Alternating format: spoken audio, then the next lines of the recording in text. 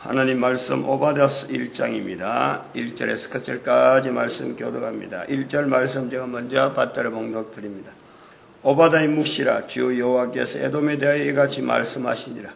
우리가 여호와께로 말미암아 소식을 들었나니 곧 사자가 열국 중에 보내심을 받고 이르기를 너희는 일어날지어다 우리가 일어나서 그로 더불어 싸우자 하는 것이니라. 오바댜서 1장입니다. 오바댜서 1장. 오바댜서 1장에 에돔에 대한 내용으로 일종의 참 에돔을 벌하는 것으로 나타내면서 망국을 벌할 날이 가까웠다 15절에 표현하는 내용에 1절 2절은 아마 에돔을 대항해서 이렇게 대항하는 언어보다도 에돔을 일깨우는 그 이유, 즉 우리가 더불어 싸우자라는 것은 일깨우는 거다. 일깨우기 위한 거다. 지난번에도 말씀을 드렸습니다. 그리고 2절에 여호와께서 가라사대 내가 너를 열국 중에 미약하게 하였다. 그래서 너가 멸시를 받는다. 이것은 아마 오바댜 쪽으로, 즉 유다나 이스라엘 그거를 이제 상대를 해서 에돔을 하는 거니까 선지자를 일단은 미약하게 만들어서 다른 사람들이 별로 볼 것 같지 않는 이 오바댜 선지자 같은 경우도 상황이 아마 일반 사람들하고 살아가는 삶 이런 형태로 봐도 굉장히 아무도 거들떠보지도 않는 그런 삶을 살게 된 거 아닌가. 그걸 우리가 염두에 두는 거예요.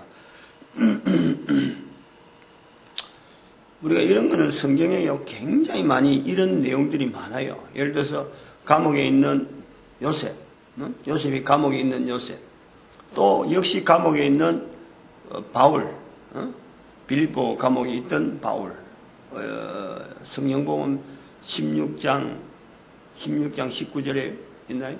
그게 주 예수를 믿어라. 그래야면 너와 내 집이 구원을 얻으리니 그 감옥에 있는 몇몇 안 되는 사람들끼리 시작해서 이것이 전 세계에 나가는 거예요. 에돔으로 하여금 열국 중에 미약하게 하고 그러나 이것이 묵시가 되어져서 기록한 지 지금 3000년이 가까이 와서 지금에야 이것이 선포가 되고 이게 빛을 발하는 그 내용이란 말이에요. 그렇게.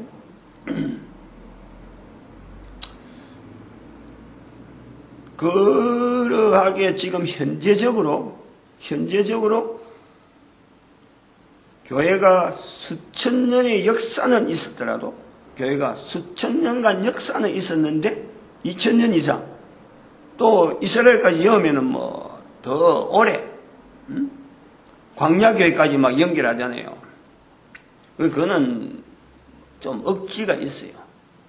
분명히 연결은 되지만은 연결하고자 하는 자들의 의도, 성경에 근거하고 있다. 신구약 전체에 근거하고 있다. 요거를 어떻게 보면 좀 부각을 하려고 하는 그런 의도가 많죠.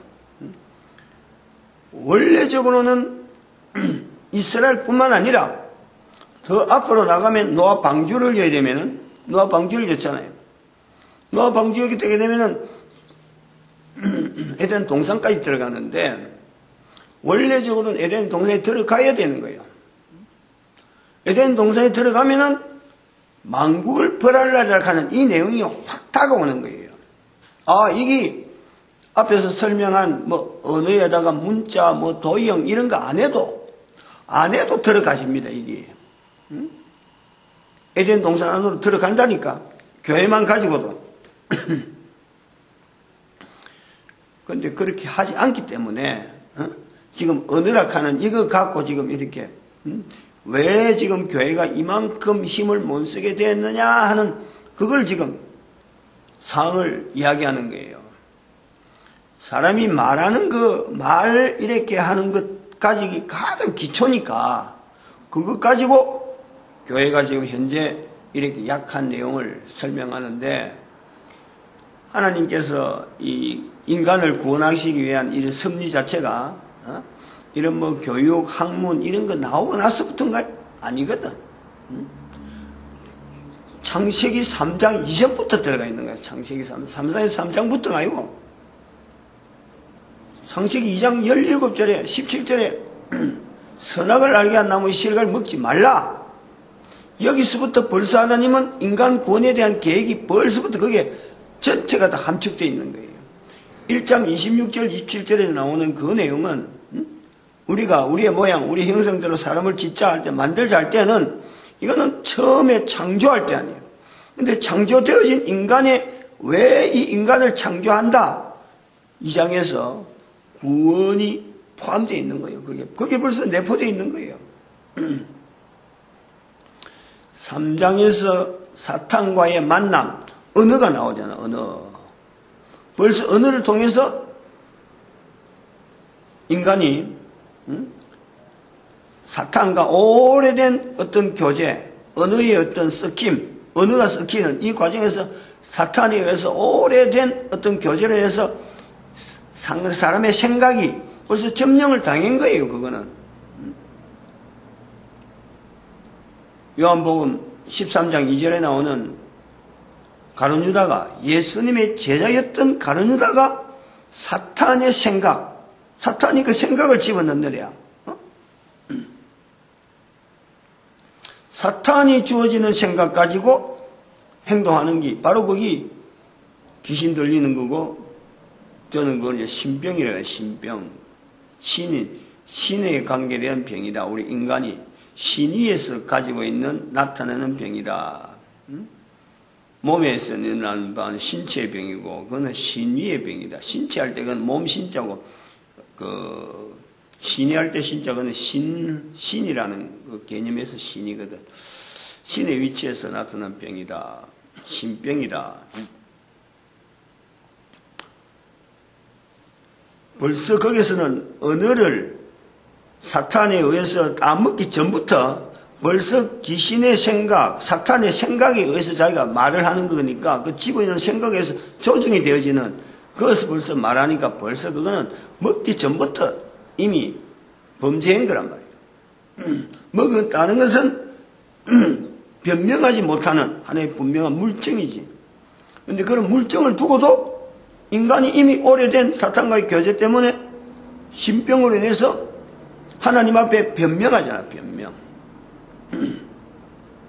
이런 언어를 성경에서 나오는 이런 구조가 아니고 그냥 일반적으로 모든 사람들이 다 이해할 수 있는 그 어떤 위치, 그게 만국을 벌한다 하는 것이 성경에 준한 내용이 아니라 일반 사람이 누구든지 이걸 수용할 수 있는 내용을 하려다 보니까 언어, 문자, 뭐 전쟁, 도형, 그리고 바벨론이라는 것, 바벨탑, 헬라 문화, 페르시아 문화, 인도, 여기서 형성되어지는 어떤 문화라 하는 이런 축을 가지고 인류의 문명이라 하는 내용을 가지고 나타나는 이런 어떤 형태, 그 이면에 그거는 형태고 손을 만지는 건데 그거 이면에 인류가 쓰고 있는 문자와 숫자, 요 관계의 발전이라고 하는 이 내용을 우리가 보지만은 실제로 그거는 문자와 숫자의 발전으로 나타나는 거지만은 하나님 편에서 보는 이 어떤 하나님의 구원의 계획, 섭리 속에서 보면은 바로 숫자가 문자를 점령하는, 숫자가 문자를 정의하는, 숫자가 문자를 심판하는 그 구조 속에 성경 자체가 심판을 받아왔다라는 거예요. 이거를 교회가, 이거를 목사들이, 이거를 받아들여서 깨닫고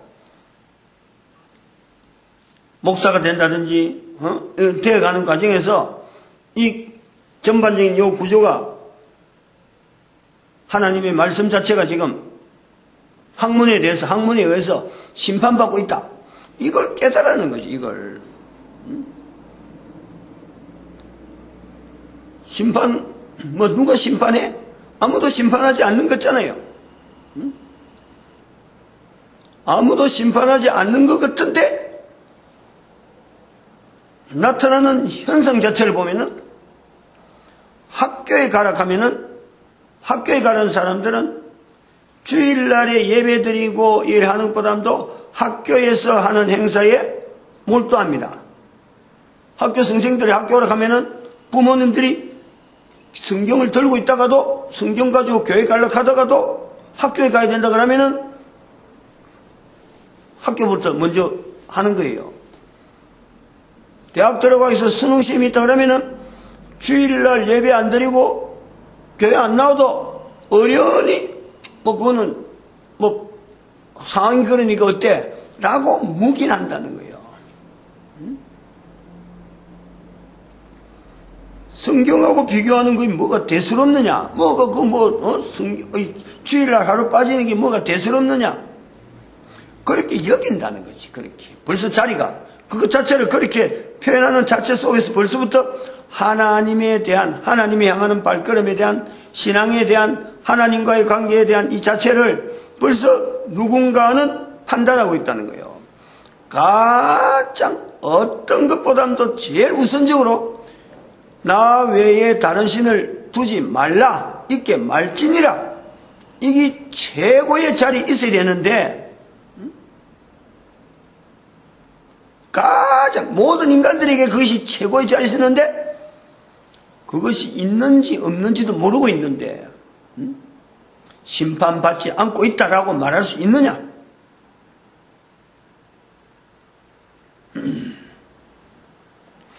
왜 교회가 이만큼 떨어지는 것에 대해서 가장 이걸 관심 있게 되고 가장 투쟁적으로 나가야 될, 적어도 지금 현재 목사라고 하는 이 수준의 개신교 목사 아니고는 이걸 갖고 붙잡고 있어야 될 사람이 있나요?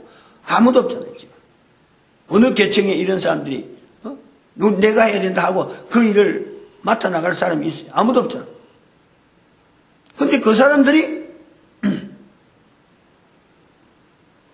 교육에 대한 이런 흐름 자체에 숫자하고 문자하고 이런 관계에 대한 이런 것에 대해서요, 이런 말을 하면은 생뚱맞다라지 이런 말을 할 수 있겠지.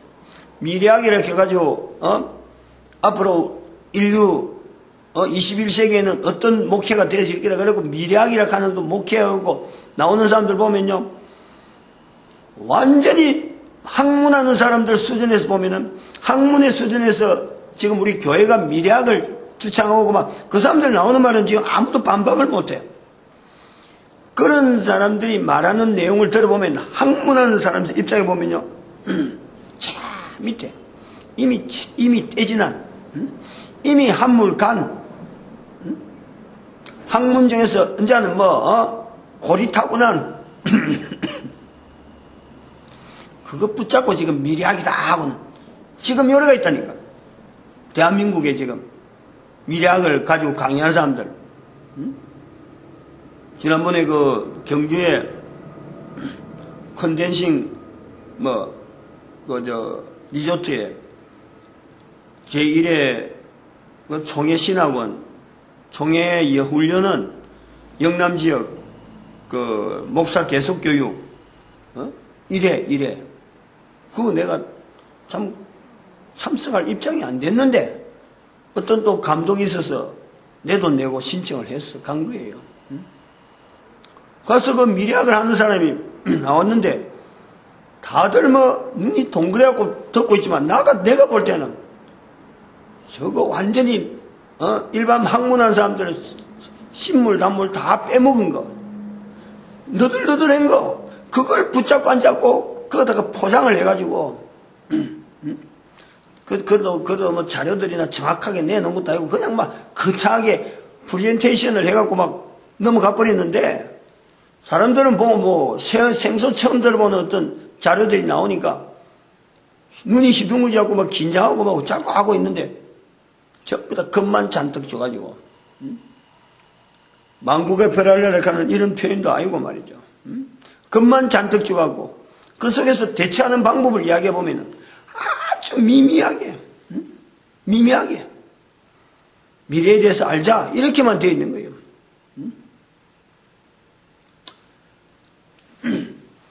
학문 속에서 잠재되어 있는 하나님을 향하는 인간의 발걸음 자체를 막고 있고 가로막고 있고 하는 이런 어마어마한 철벽, 장치, 이런 것 자체에 대한 이걸 인식할 수 있는 것이 누가 해야 되느냐?